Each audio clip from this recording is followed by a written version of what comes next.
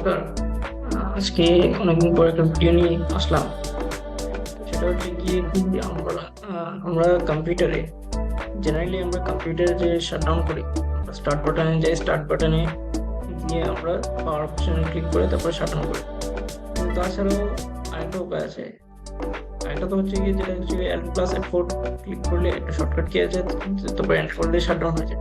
কিন্তু তাছাড়াও একটা শর্টকাট কি আছে বা একটা শাটডাউন বাটন ক্রিয়েট করা যায়, যেটার মধ্যে একটা সিঙ্গেল বা যেটার মধ্যে একটা ডাবল ক্লিক করলেই কম্পিউটার শাটডাউন হয়ে যায়। তো সেই বাটনটা কিভাবে আমরা ক্রিয়েট করতে পারবো আমাদের ডেস্কটপের মধ্যে, সেটাই আজকের এই ভিডিওতে দেখাবো। সেটা হচ্ছে কি আপনারা যদি আমার স্ক্রিনটা দেখতে পারেন, সেটা হচ্ছে এটা হচ্ছে কি আমার ডেস্কটপ ভিউ। তো এই যে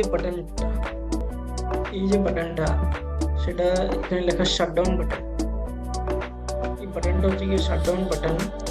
এই বাটনটাতে ক্লিক করলে আমার কম্পিউটার শাটডাউন হয়ে যাবে।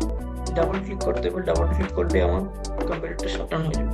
তো আমরা এই বাটনটা আমরা কিভাবে ক্রিয়েট করবো ডেস্কটপের মধ্যে? জেনারেলি এই বাটনটা বাই ডিফল্ট থাকে না। তো সেই বাটনটা ক্রিয়েট করার জন্য এখন আমি ডিলিট করে দিলাম আপনাদেরকে দেখানোর জন্য। সেই বাটনটা যদি আমি ক্রিয়েট করতে চাই, তাহলে আমাকে একটা কোড লিখতে হবে। এই যে কোড shutdown/s/t দেন থিটা থিটা না, এটা 0 হবে। তো সেই কোডটা আমরা কিভাবে এখানে এক্সিকিউট করব সেটাই আমি এখন আপনাদেরকে দেখাবো। তার জন্য আপনাদের ডেস্কটপে ব্ল্যাঙ্ক সাইটে গিয়ে রাইট ক্লিক করতে হবে। রাইট ক্লিক করে নিউতে ক্লিক করতে হবে। নিউতে ক্লিক করার পর শর্টকাট অপশনে ক্লিক করতে হবে। শর্টকাট অপশনে ক্লিক করার পরে এই যে কোড যেটা, এই কোডটা কপি করে বা টাইপও করতে পারেন। কপি করে এখানে পেস্ট করে দিতে হবে। ওই পেস্ট করে দেওয়ার পর এখানে নেক্সট ক্লিক করতে হবে।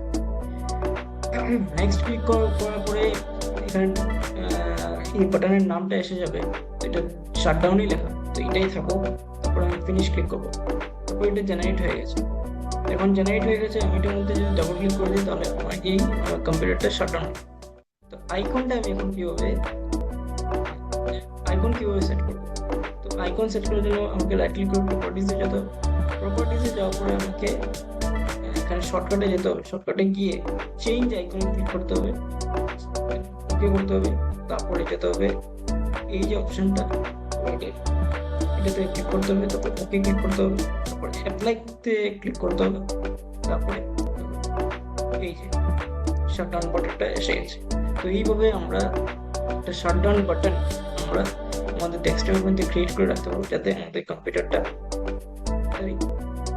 শাটডাউন হয়ে যায়। সেটাই আজকে এই ভিডিওতে আমি দেখাতে চেয়েছিলাম। আর আমি খুব তাড়াতাড়ি আমি অন্যান্য ভিডিও নিয়ে আমি আমার ইউটিউব চ্যানেলে